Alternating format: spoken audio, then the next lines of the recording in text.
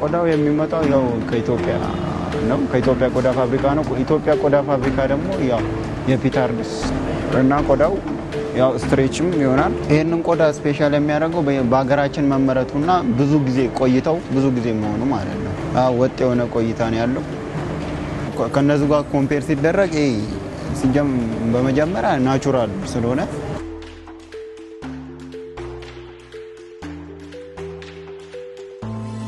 እኔ አራት በሬዎች አሉኝ አንዱ በሬ እስከ 15000 እስከ 16000 ብር ይሸጣል ያው ሲታመሙ ነው ለውጥ ሲያሳዩ አካላቸው ላይ የሆነ ነገር ምልክት ሲታይ ያው እናሳክማለን